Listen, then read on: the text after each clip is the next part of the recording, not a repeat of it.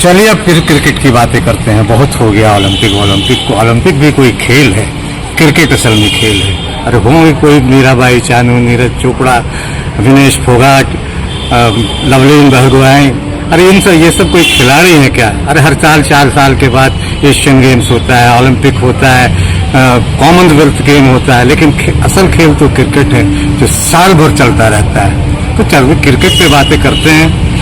बादब मुलाजा में भारत का ओलंपिक में प्रदर्शन पे बातें करेंगे, लेकिन इससे पहले एक गुजारिश, एक निवेदन है कि अगर अभी तक आपने बादब मुलाजा को सब्सक्राइब नहीं किया तो इसे सब्सक्राइब करें, लाइक करें और ज़्यादा से ज़्यादा शेयर करें, ताकि हम जन सरोकारों की पत्रकारिता को आगे बढ़ा सकें। और हाँ, बेल आइकन दबाना न भूलें ताकि हमारे किसी भी वीडियो का जानकारी आप तक फौरन पहुंचे। तो चलिए क्रिकेट की तरफ लौटते हैं। आईपीएल है, साल भर कोई न कोई तमाशा होता रहता है। आईपीएल के नाम पे तमाशा। ओलंपिक को कौन जानता है, 4 साल में एक बार होता है। एशियन गेम्स 4 साल में एक बार होता है। वर्ल्ड चैंपियनशिप में अगर कोई एथलीट जाता है, कोई नीरज चोपड़ा भी भाला फेंकते हैं, या कोई मीराबाई चानू वेट लिफ्टिंग में कोई कमाल करती हैं, तो ये सब तो होता रहता है। लेकिन दरअसल खेल तो क्रिकेट ही है भारत का, और भगवान तो सचिन तेंदुलकर है। बाकी सारे खिलाड़ी तो दूसरे खेलों के आते जाते रहते हैं, उनका क्या है, वो व्यक्तिगत स्पर्धा में हिस्सा लेते हैं। कोई भाला फेंकने में स्वर्ण जीत जाता है ओलंपिक में, तो जीतने दीजिए, कौन जानता है उन्हें। अरे अपने रोहित शर्मा, विराट कोहली, महेंद्र सिंह धोनी वगैरह वगैरह, न जाने कितने नाम जो लगातार सैकड़ों मीटर का छक्का मार देता है। और भाला फेंकने भी कोई कमाल है, 80-90 मीटर का भाला फेंका, इसमें कोई कमाल थोड़ी यार। कमाल तो छक्का मारने में, तेज गेंदबाज पर कोई आए और उस पर जन से छक्का लगा दिया, तो ये कमाल है। ओलंपिक में भी यही तमाशा रहा है हमारा। ओलंपिक में बातें होती रही विनेश फोगाट की, नीरज चोपड़ा की, क्या बातें की जाएंगी। 140-44 करोड़ का देश, हर कुल जमा 6 मेडल, उसमें 5 ब्रॉन्ज, 1 सिल्वर। ले देखिए यही कहानी है। 84 देश हिस्सा ले रहे थे ओलंपिक में, और हम आए 71वें नंबर पे। तो कुल ले देखिए यही कहानी है। इसलिए क्या बात करें, आखिर क्रिकेट की बातें करेंगे तो वहाँ सट्टे वट्टे भी होते हैं, मैच फिक्सिंग होता है। इन खेलों में कहाँ सट्टा, कहाँ फिक्सिंग, कहाँ पैसे की बरसात। ये तो बेचारे अपने सालों की मेहनत से अपने देश के, दुनिया भर के एथलीट जमा होते हैं, तीरंदाज जमा होते हैं, बॉक्सिंग करते हैं, रेसलिंग करते हैं, कुश्ती करते हैं, टेबल टेनिस, बैडमिंटन या दूसरे खेलों में लगातार मेहनत करते हैं और देश का नाम रोशन करते हैं। हम क्रिकेट में 10-12 देश हैं, उसी में चैंपियन बने हुए नंबर 1 हैं। लेकिन ओलंपिक में नंबर 1 कब बनेंगे, ये सवाल तो है। क्योंकि अभी अगर बात करें तो हम जैसे कहा कि कुल जमा 6 पदक, 5 ब्रॉन्ज, 1 सिल्वर, और इतना पदक तो सिर्फ चीन की झांग जुफई ने पेरिस ओलंपिक में जीत ली।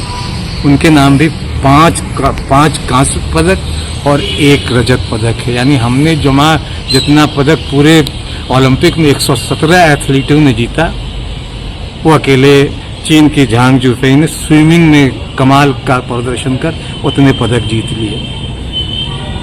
हम तो उन खिलाड़ियों के नाम भी नहीं जानते जो ओलंपिक में गए। 117 खिलाड़ी गए, क्योंकि कौन जानता है।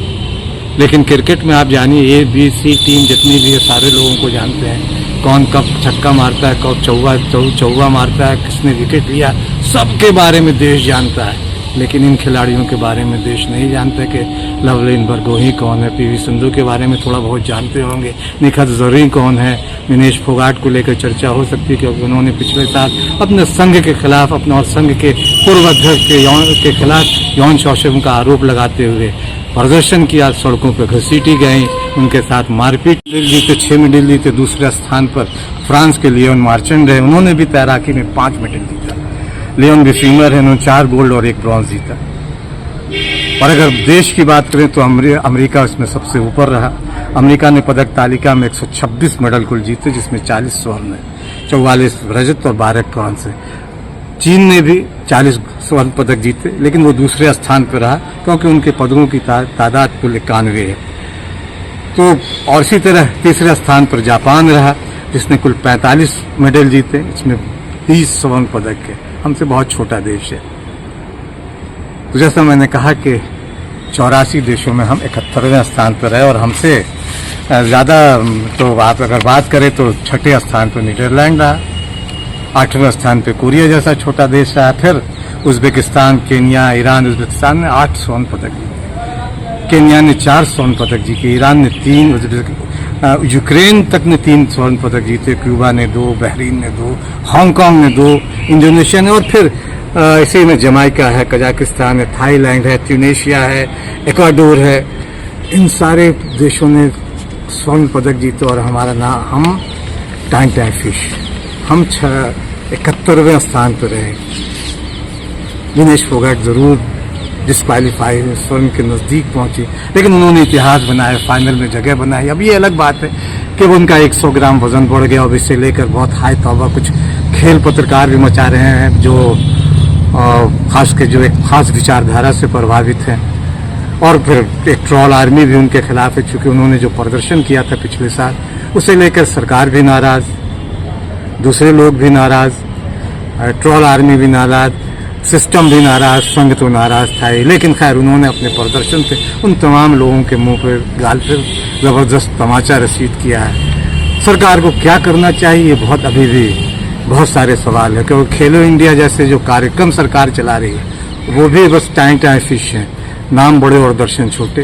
कहने को तो है कि 5 लाख या 10 लाख रुपए मिलते हैं खिलाड़ियों को, लेकिन वो तमाम इसमें कई तरह की बेईमानियां होती हैं। खेल मंत्रालय बेईमानी करता है, खेल संघ बेईमानी करता है, स्पोर्ट्स अथॉरिटी ऑफ इंडिया वो भी एक सफ़ेद हाथी की तरह है। और दिक्कत यह है कि हम तमाम खेल पत्रकार जिस तमाम चीज़ों से जुड़े हुए हैं वो इन संघों के पक्ष में खड़े होते हैं, साई के पक्ष में खड़े होते हैं, खिलाड़ियों के पक्ष में खड़े नहीं होते, सरकार के पक्ष में खड़े होते हैं। ज़रूरत इस बात की है कि अगर ओलंपिक में, एशियन गेम्स में, कॉमनवेल्थ खेलों में अगर हमें बेहतर करना है तो हम खिलाड़ियों के साथ खड़े हों, संघ और सरकार के नहीं। लेकिन ऐसा होगा नहीं, क्योंकि पत्रकारों से लेकर दूसरे लोग आज सत्ता, सिस्टम और संघ के साथ खड़े दिखाई दे रहे हैं। इसलिए कहते हैं कि क्रिकेट खेलने शुरू की, क्रिकेट की तरफ लौटते हैं। जो लोग सिस्टम और सत्ता के साथ खड़े हैं वो विनेश फोगाट को भी कटघरे में खड़ा कर रहे हैं, और विनेश फोगाट जैसे उन तमाम लोगों के जो सिस्टम, सत्ता और संघ से सवाल करते हैं, चाहे वो यौन शोषण के खिलाफ हो या किसी दूसरे समस्याओं को लेकर। और जो लोग ऐसे लोगों के साथ खड़े होते हैं वो उन्हें एक तरह से देशद्रोही साबित करने की कोशिश करते हैं, और यहाँ तक के धमकाते भी हैं। खेल पत्रकार के इसका स्क्रीनशॉट लेकर बृजभूषण शरण सिंह को भेज दिया जाएगा। ये वही बृजभूषण शरण सिंह है जिस पर न सिर्फ यौनाचार के आरोप लगे बल्कि दिल्ली पुलिस ने उनके खिलाफ चार्जशीट भी दायर की। इसलिए ज़रूरी है कि चलिए क्रिकेट की तरफ लौटते हैं। क्रिकेट में धोनी, विराट कोहली, रोहित शर्मा, ऋषभ पंत और न जाने कितने खिलाड़ियों के सारे रिकॉर्ड बहुतों को याद होंगे। लेकिन इस ओलंपिक में मनु भाकर ने एक इतिहास रचा। वो पहली ऐसी खिलाड़ी बनी जिन्होंने एक ही ओलंपिक में भारत के लिए 2 मेडल जीते। फिर मनु भाकर के साथ सुरजोत सिंह हैं, स्वप्निल हैं, अमन सहरावत है जिन्होंने कुश्ती में कांस्य पदक जीता। भारतीय हॉकी टीम है जिसमें का प्रदर्शन इस ओलंपिक में बहुत बेहतर रहा। और फिर नीरज चोपड़ा हैं जिन्होंने रजत पदक जीता। इत्तेफाक ये है कि रजत पदक के मुकाबले में, यानी जेवलिन थ्रो के मुकाबले में जिन्होंने स्वर्ण पदक जीता उनका ताल्लुक पाकिस्तान से था। क्रिकेट का मुकाबला होता तो इतना जाने कितना हो हल्ला मचा होता। लेकिन अरशद नदीम जो पाकिस्तान के थे, जिन्होंने लगभग 93 मीटर की दूरी तक भाला फेंक कर नीरज को पिछले 7-8 सालों में पहली बार हराया है, उसे लेकर कहीं कोई हो हल्ला नहीं। बहुत यानी दूसरे खेलों में उस तरह का कोई हो हल्ला नहीं होता जिस तरह से कि क्रिकेट को लेकर होता है। तो चलिए क्रिकेट की तरफ चलते हैं, क्रिकेट खेलते हैं। क्रिकेट की बात करें, ओलंपिक तो होता रहता है, ओलंपिक हर 4 साल पर होगा भी। अगली बार कौन जाएगा, कौन नहीं जाएगा, ये सारे बहुत सारे सवाल हैं जो गड्ढमड होते रहते हैं। और सिस्टम इन सवालों के बीच खिलाड़ियों को भी उलझाए रखती है, खेल संघों को भी उलझाए रखती है, और सरकार जो है आंख बंद करके सारा तमाशा देखती है, क्योंकि उसके लिए खिलाड़ी से ज़्यादा महत्वपूर्ण ये है कि खेल की सियासत कैसे हो। विश्व गुरु बनने का सपना हम देख रहे हैं, लेकिन खेल में हम विश्व गुरु बन नहीं पा रहे हैं। 84 मुल्कों में हम 71वें स्थान पर हैं। ये शर्मनाक है।